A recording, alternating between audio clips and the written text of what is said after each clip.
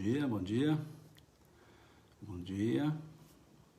Vamos começar a nossa live então dessa manhã de domingo.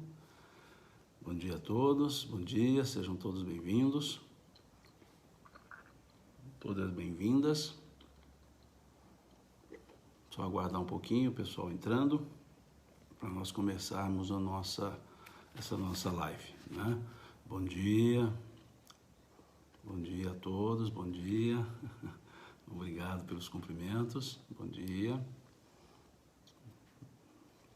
Só aguardando aqui, ok? Já temos um número bom de pessoas, né? Muito obrigado mesmo, tá? Nós estamos fazendo o estudo das leis morais, creio que hoje nós encerremos a última questão. Trabalhamos na live passada alguns aspectos sobre o egoísmo, né? Sobre a questão das paixões, o egoísmo, e encerramos na questão 917 do Livro dos Espíritos, voltando a dizer que eu não leio todas as questões, né?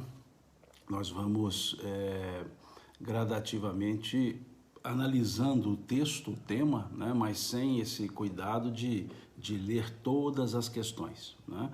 Nós trabalhamos o assunto, o tópico, por assim dizer, ok?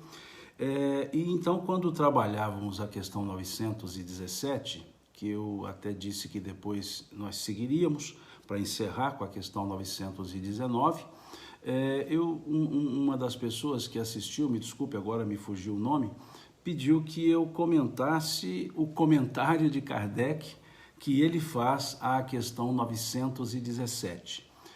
Notadamente, que comentasse sobre o tópico, o assunto que ele fala da educação, né? Ok, então vamos conversar um pouco sobre essa observação que Kardec faz sobre a educação. Porque a pessoa até disse que queria entender melhor o conceito que Kardec trouxe nesse comentário para falar sobre a educação. A questão falava, a 917, né, qual o meio de destruir o egoísmo. E aí nós lemos, analisamos, verificamos algumas coisas interessantes na resposta, e creio eu que a resposta foi tão interessante, tão profunda, tão contundente, diria, que Kardec opta por fazer um comentário, né, por trazer a essa questão um comentário. E então ele faz um comentário falando dessa ideia do egoísmo, falando da ideia de trabalhar para vencer o egoísmo, e num dado momento do comentário, que é o que nós vamos conversar aqui, ele fala da educação como meio, a educação como meio para contribuir para esse processo, por assim dizer, de destruição do egoísmo. Então, diz Kardec aqui, contudo, ela só se obterá, ou seja, essa vitória, né, essa cura para o egoísmo, ele usa o termo cura, então ele diz, contudo, ela só se obterá se o mal for cortado pela raiz, isto é, pela educação. Não por essa educação que tende a fazer homens instruídos, mas pela que tende a fazer homens de bem. Bem entendida, a educação constitui a chave do progresso moral. Quando se conhecer a arte de manejar os caracteres, como se conhece a de manejar as inteligências, poder-se-á endireitá-los como se faz com as plantas novas. Mas essa arte, a educação, exige muito tato, muita experiência e profunda observação. É grave erro acreditar que baste o conhecimento da ciência para exercê-la com proveito. Depois ele diz, faça-se com o moral o que se faz com a inteligência, e ver-se-á que se há naturezas refratárias, também há em maior número do que se pensa as que apenas reclamam boa cultura para tirar bons frutos. Então vamos conversar sobre esse ponto específico que Kardec traz, né, sobre essa questão da educação. Para nós seguirmos aqui nesse comentário de Kardec, nós precisamos de um aspecto ser trazido para nós pensarmos. Kardec, antes de envergar esse pseudônimo, antes de utilizar esse nome, Kardec, ele, com o seu nome, por assim dizer, civil, professor Hippolyte Léon Denisard Rivaio. Professor Rivaio era um educador e foi autor de diversos livros sobre a educação. Ele escreveu métodos educacionais, escreveu sobre a própria pedagogia, escreveu sobre aritmética, astronomia. Ele era um pedagogo, ele era um educador, por assim dizer. E um dos seus livros, que foi aqui trazido para o Brasil, traduzido, né, pela Dora Encontre, é esse, Textos Pedagógicos. Um livro fininho, Textos Pedagógicos, da editora Comênios, né, que eu tive o grato prazer de receber de presente da autora em junho de 2010, me deu de presente. E esse livro, ele traz, ela explica muito bem, ele traz uma proposta que Kardec fez para a educação pública da França. É uma proposta para o ensino público francês. Em 1828, ainda com 24 anos. O professor Rivaio, 24 anos, em 1828, ele faz uma proposta para a educação pública da França. E é justamente olhando essa proposta que ele faz, é que nós vamos compreender o que Kardec, anos depois, vai escrever aqui na observação dessa questão 917. Quando ele diz aqui a educação, nós precisamos recorrer ao texto dele, quando ele vai definir o que é educação. E lá ele vai dizer, a educação é a arte de formar o homem, formar o ser humano. A arte de formar o ser humano, de fazer nele eclodir os germes da virtude e abafar os do vício. Vejamos que ele não fala nada em instrução, ele fala em educação. Vejamos o que ele diz, ipsis verbis, aqui nesse livro, Textos Pedagógicos, né? Proposta para melhoria da educação pública francesa.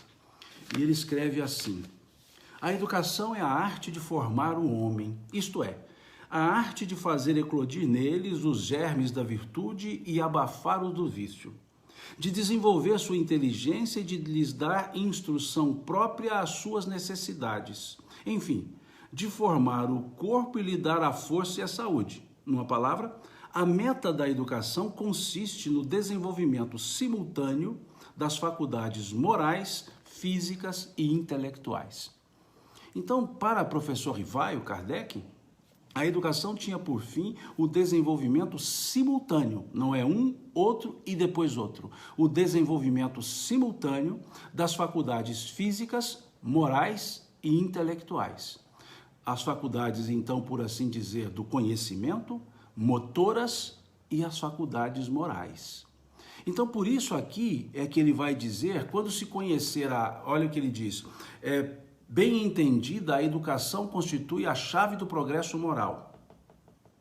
Vejam, aqui Kardec chama atenção não para a educação academicista, não para a educação de bancos escolares, no sentido apenas de instruir, mas a educação no sentido estrito da palavra. A palavra educação, ela vem de uma palavra latina, educere, educere, educare, educere. O que é educere? Educere é tirar, é tirar. Veja, educar, educere na escrita, educere, ou educare, é tirar, tirar de dentro. A educação é o processo pelo qual o educando coloca para fora aquilo que ele é, aquilo que ele aprendeu. Esse é o processo. Mas muitas vezes na educação o processo que se utiliza é de instrução, instructo, instruir, colocar dentro.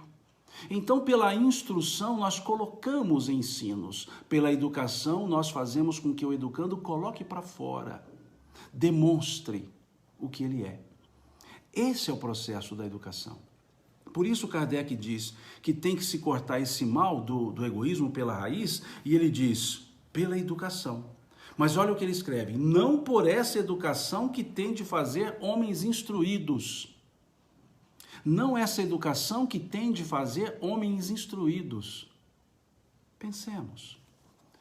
Quando olhamos e escolhemos as escolas para os nossos filhos, olhamos aquelas que ensinam melhor, aquelas que permitem boas notas no Enem, no passado, aquelas que permitiam passar nos vestibulares.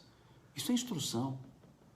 Mas e o perfil pedagógico, a proposta pedagógica da escola? Será que nós conhecemos? A proposta pedagógica de formação e não de informação? Então, muitas vezes nós dizemos a pessoa é muito educada, quando queremos dizer é muito instruída. E instrução não é sinônimo imediato de educação. Instrução não é educação. Instrução é conhecimento. Educação é consciência. Educação é a consciência do conhecimento que se tem para aplicá-lo em benefício das pessoas e da própria pessoa. A educação é mais do que saber, do que conhecer. É introjetar para depois exteriorizar. Essa é a ideia da educação. Não essa educação de banco escolar. Uma sala de aula é mais do que um local de aprendizagem. Aprendizagem hoje temos em diversos lugares. Teleaprendizagem é um local de reflexão. A educação é reflexiva. A educação é para fazer com que nós reflitamos sobre a existência, sobre a sociedade, sobre nós, mas não com preconceitos ou conceitos determinados, mas com conceitos desenvolvidos, partilhados, compartilhados. Então vejamos o que Kardec coloca. Olha, lá em 1828, ele chamava a educação como a arte de formar o ser humano. 1828, a arte de formar o ser humano. E veja o que ele escreve aqui agora. Quando se conhecer a arte, vejam, quando se conhecer a arte de manejar os caracteres, como se conhece o de manejar as inteligências, poder-se-á endireitá-los, endireitar a pessoa, como se faz com plantas novas. Porque aqui ele escrevia, e há um processo mais no final sobre as séries escolares, ele escrevia para o lado da criança, o espírito recém-reencarnado, que ele não usava esse termo em 1828, mal sabia ele do espiritismo. E até há um ponto interessante que ele desenvolve no seu conceito, ele fica intrigado com os chamados conhecimentos inatos. Ele não sabe explicar, naquela época ele não sabia explicar os conhecimentos inatos. Crianças que já pareciam nascer sabendo. Só mais tarde, depois do trabalho de organização do pensamento dos espíritos, é que ele entendeu que a ideia inata era nada mais do que a sequência do princípio do espírito reencarnado. Mas aqui ele chamava a atenção, e veja mais uma vez ele referindo-se à educação como arte. Mas essa arte, a educação, exige muito tato, muita experiência e profunda observação. Muito tato, muita experiência e profunda observação. Lá em 1828, ele havia escrito que o educador e o professor haveria diferença. Que para um bom professor bastava um bom conteúdo e um bom método, mas para o educador isso não bastava. E dizia ele que essa arte é uma arte especial, que exige qualidades que não são percebidas por muitos, como a capacidade de sondar profundamente os caracteres humanos, dizia ele. Vejam, de sondar os caracteres humanos, de perceber o ser humano. E ele encerra dizendo assim, enfim, o educador deve possuir todas as qualidades que deseja transferir ou ensinar aos educandos. Numa linguagem rasa, ninguém dá o que não tem. Ninguém dá o que não tem. Então o processo de educação não é transferência de conhecimentos. Isso os livros fazem, isso o Google faz. Não é. É construção de conhecimento, mas que perpassa pelas faculdades intelectuais, físicas e morais. A educação não é moralista. Não, a educação não é moralista. A educação é moralizante, mas não moralista. Porque ela não se impõe. Se é tirar de dentro, cada um tem o seu momento. Por isso, ele escrever aqui, tato, muito tato, experiência e sensibilidade. Mas essa arte, veja, exige muito tato, muita experiência e profunda observação. É grave erro acreditar que baste o conhecimento da ciência para exercer a educação com proveito. Quantas pessoas pensam assim? Quantas pessoas acham que basta ter o conhecimento e a metodologia, mas não têm a sensibilidade para enxergar o ser humano, para olhar uma criança e perceber nela o ser humano em desenvolvimento aqui na Terra, um espírito em desenvolvimento. Eu não vou entrar nem para as raias do pensamento espírita, nem precisamos disso, porque só o pensamento educacional já seria o bastante. Conta-se que certa vez uma mãe procurou Pestalozzi e disse a ele: professor, quando devo começar a educação do meu filho? E ele perguntou a ela: quantos anos tem seu filho? Ela disse: 3 anos. E ele respondeu: corra para casa, porque a senhora está atrasada 3 anos e 9 meses. Ele dizia: a educação é até antes do nascimento. E olha que ele não se referia à reencarnação, ele estava falando só da gestação, que é o pensamento rossoniano também. Há um livro interessante, óbvio, deve ser lido com os olhos da época do século XIX, que chama-se Emílio, ou Da Educação, de Rousseau. Mas deve ser lido com os olhos do século XIX, não com os olhos de hoje. E Kardec trabalha mais ou menos essa ideia. E ele diz aqui que muitas vezes a educação tem que ser antes do nascimento. Ele não se referia nessa época à reencarnação, não, ele não se referia a isso, porque ele escreveu em 1828. Então, pensemos por que ele coloca aqui a educação. Olha, faça-se com o moral o que se faz com a inteligência. Porque nós temos tantos métodos para desenvolvimento da inteligência e nenhum quase para a reflexão moral. Quando um educador em sala de aula trabalha uma reflexão, muitas vezes é criticado, dizendo: você tem que cumprir o conteúdo. Você tem que cumprir o conteúdo. Que conteúdo? O conteúdo está lá. O conteúdo é a educação que está na pessoa, que precisa ser desenvolvida. Então, muitas vezes as escolas cobram dos professores o cumprir o conteúdo programático, que eu prefiro chamar de conteúdo pragmático, e não conteúdo programático. Eu chamo de conteúdo pragmático. Por que pragmático? Porque a educação escolar, muitas vezes, está sobre um pragmatismo e sob um pragmatismo que não permite conversar. Quantas vezes o professor responde assim a uma pergunta que lhe chega: essa matéria não é agora, essa matéria é o 4º conteúdo. Qual é a melhor resposta? Aquela que é dada no momento da pergunta.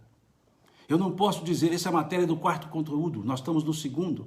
Não, nós vamos responder aquela matéria, dizendo: depois aprofundaremos lá, mas é mais ou menos assim, assim, assado.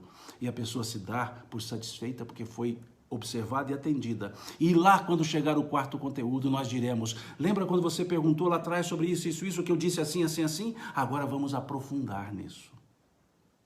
Isso é respeitar.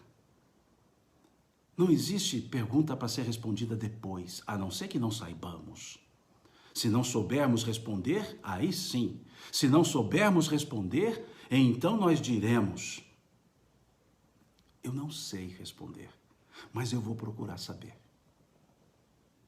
Eu não sei responder, mas vou procurar saber. Mas se sabemos, por que não respondemos? Porque muitos dizem: não faz parte do conteúdo. Essa é a educação que Kardec está criticando. É essa educação livresca. Hoje não é mais nem livresca.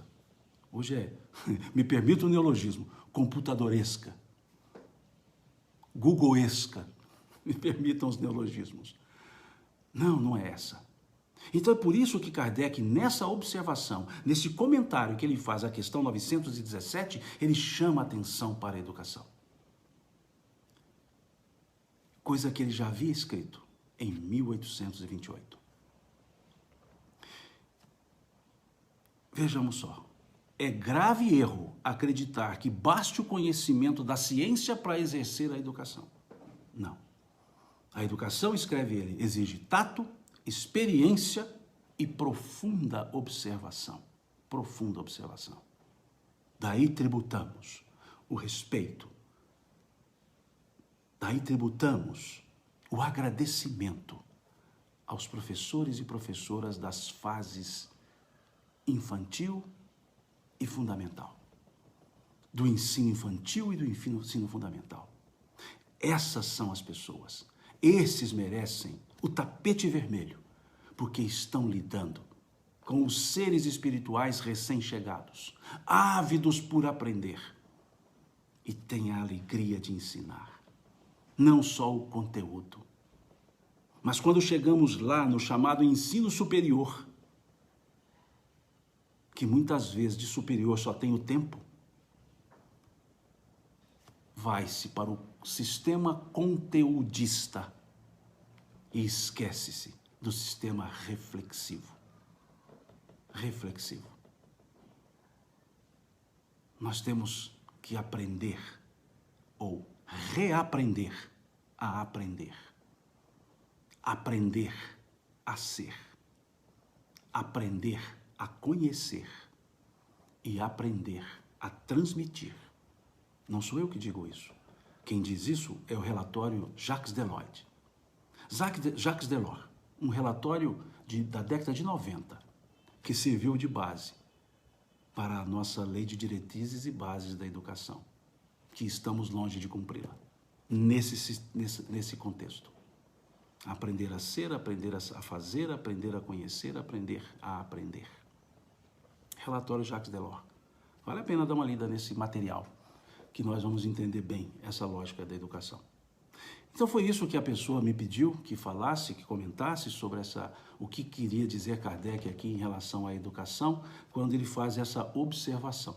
Então desculpe-me mais uma vez por esse parênteses, ou esses parênteses, por essa digressão para a educação, mas é algo que realmente nos importa, nos interessa muito refletir sobre a educação, pensar um pouco mais sobre a educação, principalmente quem tem filhos, ainda na fase infantil. E quem é espírita, que sabe que aqueles filhos são espíritos que se confiaram aos pais. Então, que pensemos muito bem nessa arte de formar o ser humano. Mais uma vez, repito, a definição que Kardec dá para a palavra, para a educação. Kardec, professor Rivaio, a definição que ele dá em 1828. A educação é a arte de formar o ser humano, de fazer nele eclodir os germes da virtude e abafar o dos vícios.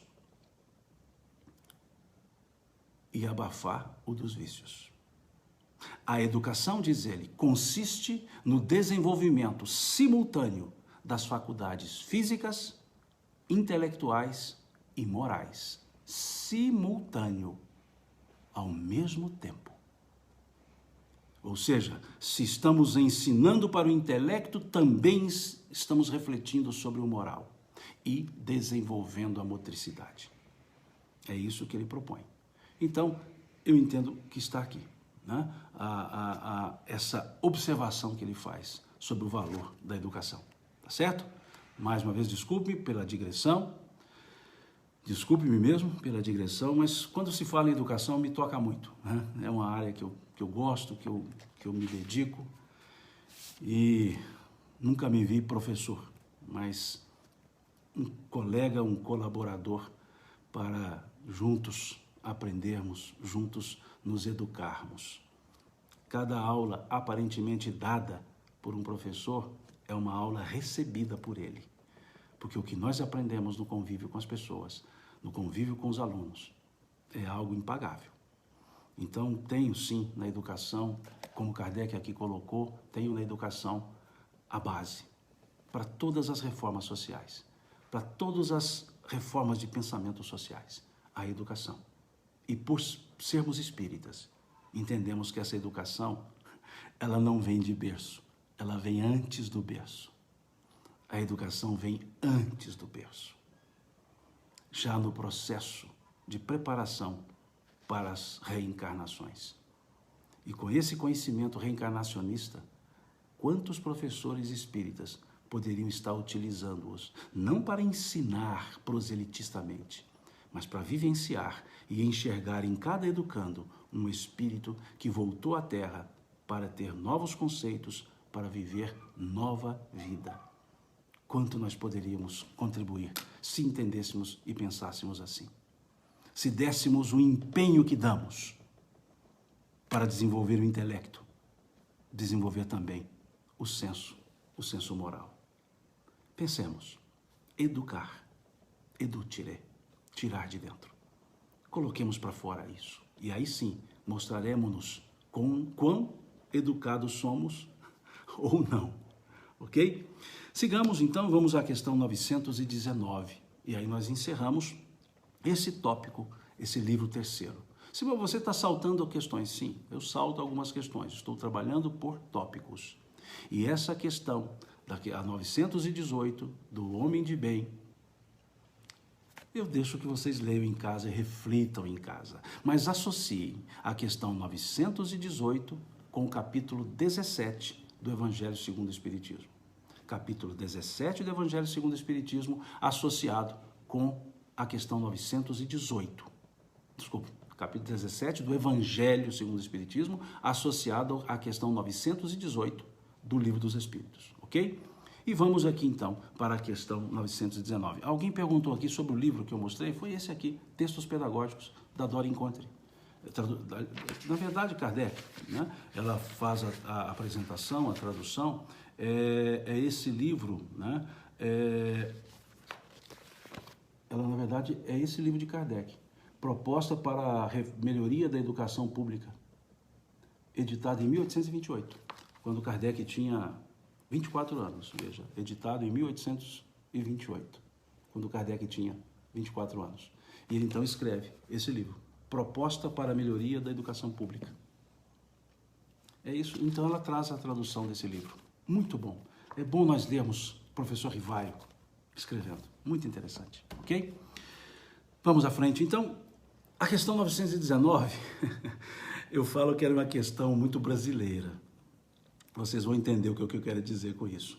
A questão 919, eu digo que ela é brasileira porque diz assim: qual é o meio prático mais eficaz que tem um homem para se melhorar nessa vida e resistir ao arrastamento do mal?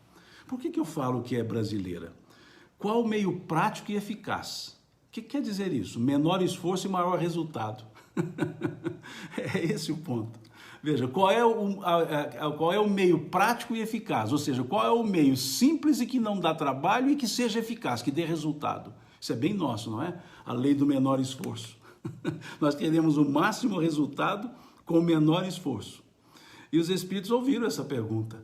Qual é o meio prático? O que é prático? Simples, do dia a dia. E o que é eficaz? Que dê resultado. Então a pergunta é, qual o meio mais simples que nós temos e que dê resultado para nos melhorar nessa vida e resistirmos ao arrastamento do mal? Veja que pergunta mais interessante. E os espíritos respondem: um sábio da antiguidade vos disse, conhece-te a ti mesmo. Um sábio da antiguidade vos disse, conhece-te a ti mesmo. Estão colocando aqui que eu mudei o cenário aqui. Não mudei o cenário, eu só troquei de cômodo, porque eu sempre faço lá na biblioteca, e aí eu mudei um pouquinho para um ar mais arejado. Eu até ia fazer na cozinha, tomando um cafezinho, mas aí não deu muito certo. Tá? Estamos em casa, gente. Todos vocês estão em casa, eu estou em casa, e em casa nós vamos sendo o que somos, né? Só não apareço aqui de pijama, lógico. Mas somos o que somos. Então, de vez em quando, vamos mudar um pouco o ambiente, né? E porque lá no outro ambiente tem menos barulho. Então, eu opto em fazer lá. Aqui é mais aberto, então faz um pouco mais de barulho, mas parece que não está fazendo hoje. O pessoal deve estar todo dormindo na rua por aí, né? O pessoal, e não está passando carro, né? Então, não está fazendo barulho, tá certo? Mas é isso. A próxima, eu prometo, eu farei na cozinha tomando um café e comendo um pão de queijo. Ou um bolo de fubá, né? Quem sabe? Veja então, o meio prático e eficaz para se vencer na vida. O meio prático e eficaz. O meio simples e que dê resultado. Autoconhecimento. Os Espíritos estão dizendo, se você quer resistir ao mal, se você quer melhorar-se nessa vida, só tem uma coisa a fazer, que é prática e eficaz. Conhece-te a ti mesmo. Conhece-te a ti mesmo. Parece algo superficial. Parece algo superficial. Conhece-te a ti mesmo, ou seja, é muito lógico isso. Mas vejam, nós somos, talvez, a pessoa mais desconhecida de nós mesmos.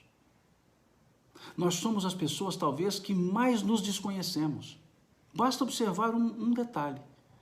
Quantos nunca mais que nós dissemos e repetimos e fizemos?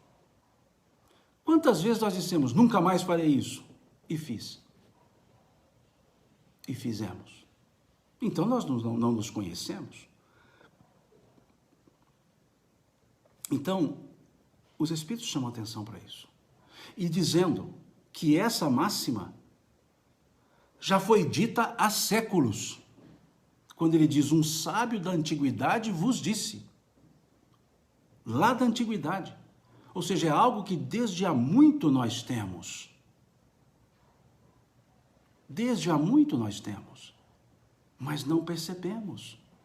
Não percebemos esse processo de autoconhecimento. A Xiomara diz aqui, eis a dificuldade, conhecer-se. Kardec vai perguntar isso, é a questão seguinte que nós vamos analisar. Esse um sábio da antiguidade, escrita essa frase no templo de Delfos, no templo de Apolo em Delfos.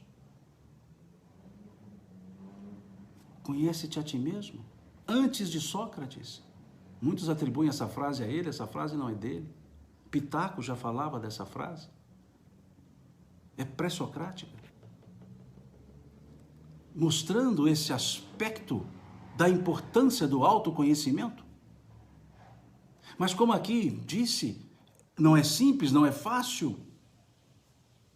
Kardec perguntou isso na questão seguinte, a 919A. A 919A.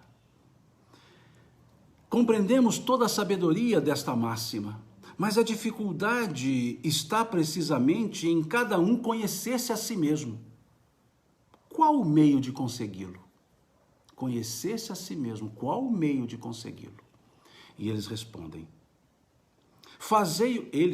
Ele responde. Essa resposta é dada pelo Espírito Santo Agostinho, aqui encarnado como Agostinho de Hipona. Fazei o que eu fazia quando vivi na terra. Ao fim do dia, interrogava a minha consciência, passava em revista o que havia feito e perguntava a mim mesmo, se não faltara algum dever, se ninguém tivera motivo para se queixar de mim. Vejam que interessante. Fazer o que eu fazia quando vivi na terra. Ao fim do dia, interrogava a minha consciência. Passava em revista o que havia feito e perguntava a mim mesmo se não faltara algum dever, se ninguém tivera motivo para queixar-se de mim. Quando ele fazia isso? Todos os dias. E em regra, quando nós fazemos isso? Todos os anos. Nós fazemos isso normalmente em dezembro. 31 de dezembro. 23 horas e 45 minutos. E aí vamos dizer assim, deixa eu fazer uma análise de consciência. Deixa eu repassar a minha vida, para eu me organizar para o próximo ano. E aí em 31 de dezembro, Nós nos perguntamos, o que eu fiz dia 2 de fevereiro? Não faço a mínima ideia. 15 de março, muito menos. 16 de junho, não me lembro. Um ano é muito tempo. Santo Agostinho propõe que essa análise seja feita diariamente. Porque se eu me perguntar o que eu fiz às 9 da manhã, eu saberei dizer. E diariamente nós recobramos forças. É como se refizéssemos os nossos propósitos diariamente e não anualmente. Quantas pessoas fazem os seus propósitos para o ano novo, mas não fazem os propósitos para o dia novo.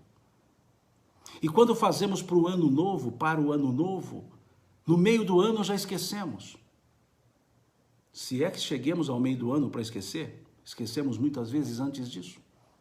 Mas se nós fizermos o propósito diariamente, nós teremos força para cumprir. Nós teremos força para desenvolver. E se titubearmos, se dermos uma recaída, é a proposta de um dia, a gente se esforça, porque é só um dia. É uma das didáticas dos 12 passos dos Alcoólicos Anônimos. Hoje, dizem eles, hoje eu não beberei.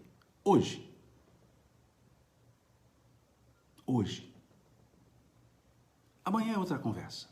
E aí chega amanhã e ele diz, hoje. E é isso que Jesus nos ensinava. Basta a cada dia o seu mal. Pegue a sua cruz a cada dia. O pão nosso de cada dia dai-nos hoje. O apóstolo Paulo dizendo, não se ponha o sol sobre a vossa ira, ou seja, não deixe o dia acabar com você ainda sem se resolver. Então é esse ponto, diariamente. Se nós pararmos e olhar para nós mesmos diariamente, nós teremos mais força para seguir os propósitos, principalmente aqueles propósitos que exigem determinação, renúncia de si mesmo em prol do benefício de muitos. E ele segue. Foi assim que cheguei a me conhecer e a ver o que em mim precisava de reformar. Aquele que todas as noites recordasse todas as ações que praticara durante o dia e perguntasse a si mesmo o bem ou o mal que houvera feito, rogando a Deus e ao seu anjo de guarda que o esclarecessem, adquiriria grande força para se aperfeiçoar, porque, crede-me, Deus o assistirá. Veja, adquiriria grande força para se aperfeiçoar. Adquiriria grande força para se aperfeiçoar. Os verbos aqui, tudo no futuro imperfeito. Mas, quando diz, crede-me, Deus o assistirá. Poderiam, na sequência da frase, ter dito, poderia os Espíritos, ou poderia o Espírito Santo Agostinho, na sequência da frase, dizer, Deus o assistiria, mantendo o futuro imperfeito. Mas não. Quando fala, Deus o assistirá, futuro do presente. Deus o assistirá. Não é mais assistiria, assistirá, como garantia de que não nos faltará força. Nós já vimos isso quando analisamos outras questões. E segue Santo Agostinho. Portanto, questionai-vos, interrogai-vos sobre o que tendes feito e com que objetivo agiste em dada circunstância. A pergunta não é só o que fizemos, é por que fizemos, para que fizemos. O porquê, o para quê, só nós sabemos. O que fizemos, as pessoas veem. O porquê e o para quê, só nós. E ele propõe isso. O Tiago diz aqui, na tradução está assistiria. Sim, esse é o detalhe das traduções. A doutora Marlene fez essa observação ontem. E até me mandou uma mensagem com o texto francês. Muito bem colocado por ela, como eu sempre digo a ela. As observações que ela faz para mim são sempre pertinentes e muito usuais, muito importantes. Por isso eu estou chamando a atenção para essa tradução do assistirá. Porque é mais forte o futuro do presente do que o futuro imperfeito. É muito interessante. né? Então o Guion traduz assistiria, o Salvador Gentili talvez, mas essa do Noleto eu achei interessante ele ter traduzido por assistirá, ele traduzir assim. Porque tem mais a ver, em termos semânticos, tem mais força. A semântica é mais forte do assistirá do que o assistiria.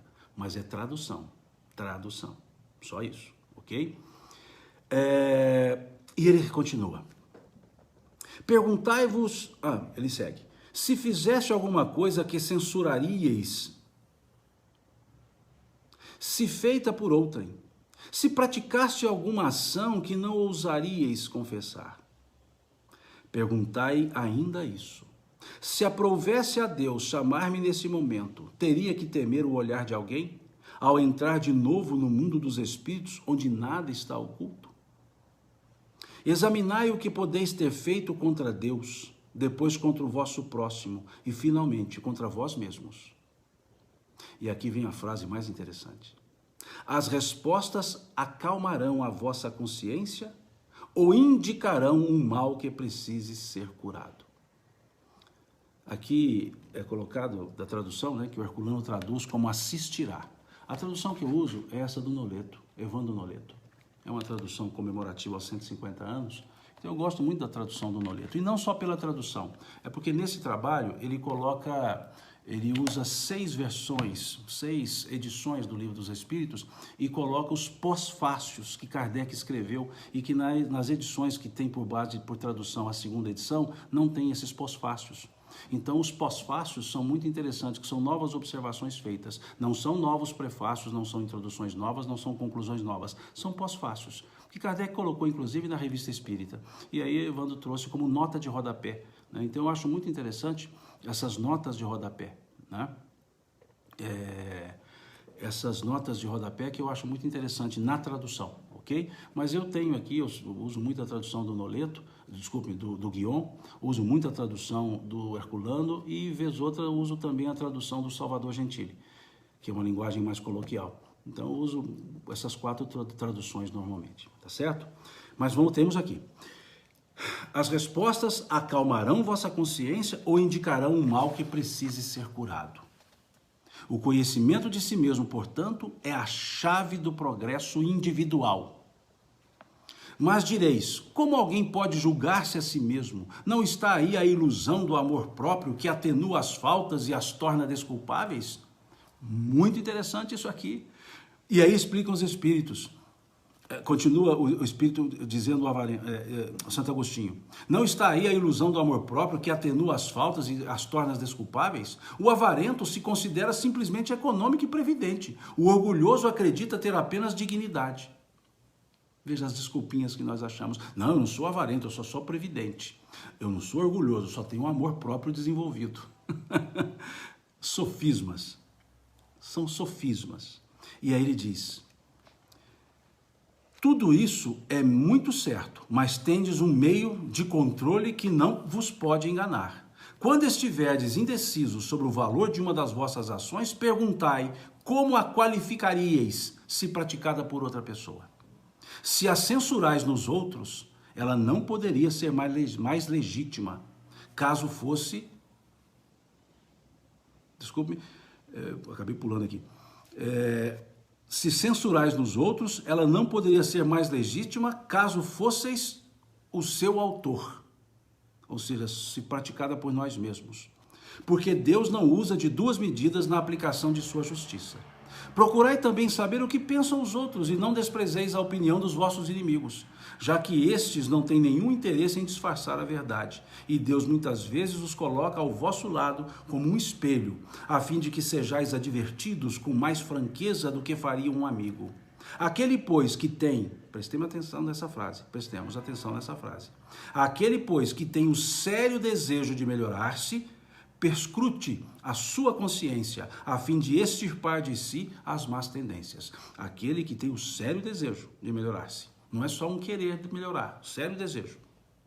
Como arranca as ervas daninhas do seu jardim. Faça o balanço de sua jornada moral, avaliando a exemplo do comerciante seus lucros e perdas, e eu vos garanto que o lucro sobrepujará os prejuízos. Se puder dizer que foi bom o seu dia, poderá dormir em paz, e aguardar sem temor o despertar futuro na outra vida.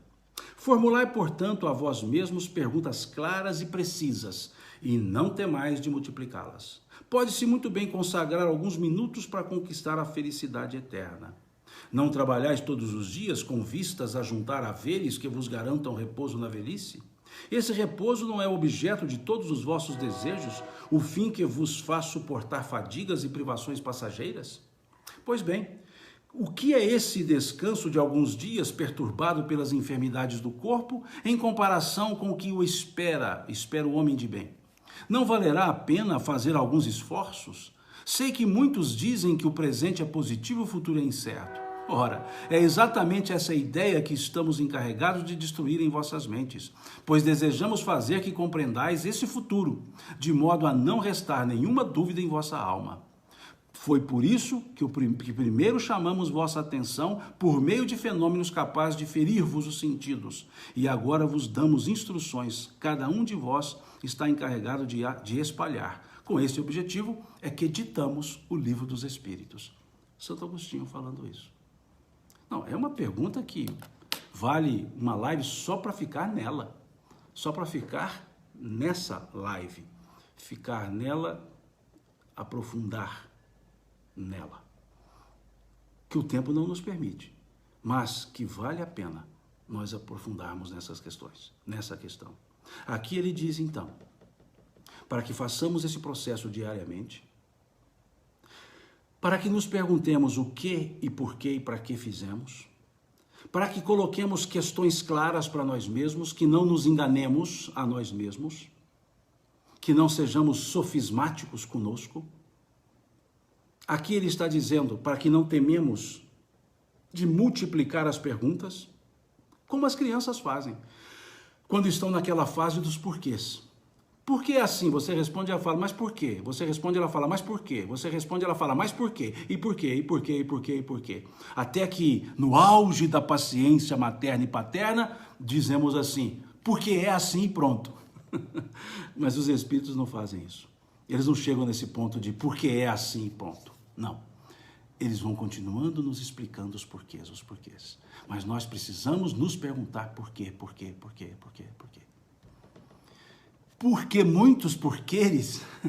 Porque muitos porquês pode nos ajudar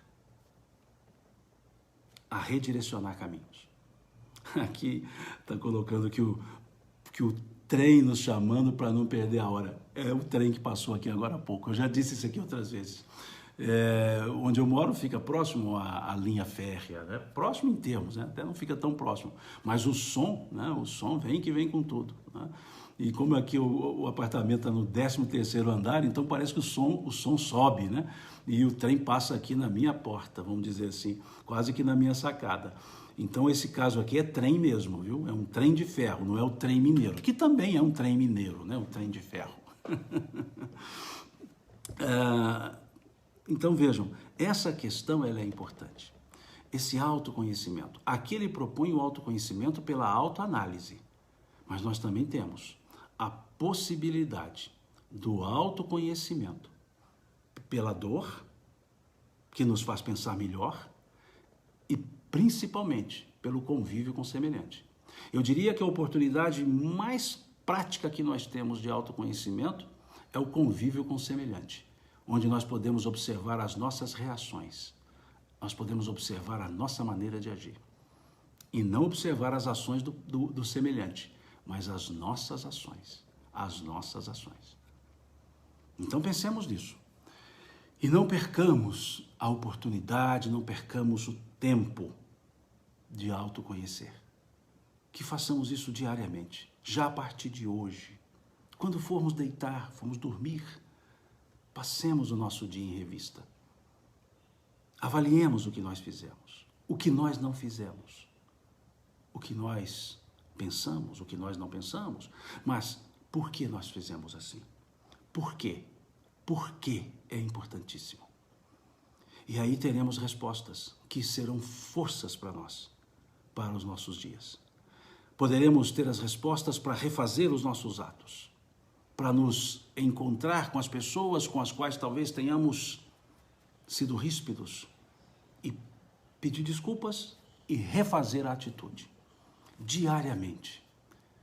É tão menos tempo para a gente poder resolver do que esperar um ano, uma vida, vamos dizer assim. Façamos isso diariamente. E com essa questão, então, nós encerramos o livro terceiro, que foi a proposta do nosso estudo. Foi a proposta que fizemos, não sei há quanto tempo, mal sei quantas lives nós tivemos, da questão 614 à questão 919A. 305 questões, que não lemos todas, óbvio. E assim encerramos esse nosso livro terceiro, que para mim foi muito importante estudar com vocês. Foi muito legal estudar com vocês.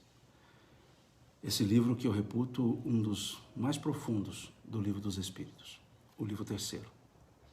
O livro primeiro fala da origem, o livro segundo do mundo espiritual, o livro quarto das penas e gozos futuros, das esperanças e consolações. E o livro terceiro é um livro que nos faz refletir, é um livro reflexivo sobre o nosso dia a dia, sobre o nosso viver, o nosso conviver. Então foi dentro dessa ideia que nós propusemos esse estudo do livro terceiro, do Livro dos Espíritos, e que hoje encerra. Fica um arzinho assim de término, né? Pelo menos para mim está ficando, né? Esse arzinho de término, né? Já terminamos. Fica assim, até embarga um pouquinho a voz aqui ao falar isso, né? Porque a gente acaba criando um certo relacionamento sem nunca saber quem são as pessoas, a maioria delas, mas quando vemos aqui o número de pessoas e a gente trocando ideias, né, e a gente podendo estudar com naturalidade, sem nenhum atavismo, sem método, apenas estudando, né, apenas refletindo, lendo, combinando, né.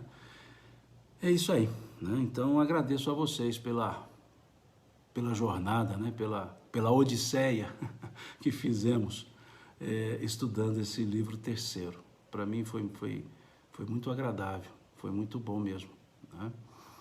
E vejo aqui algumas pessoas colocando para continuarmos, vamos pensar, né?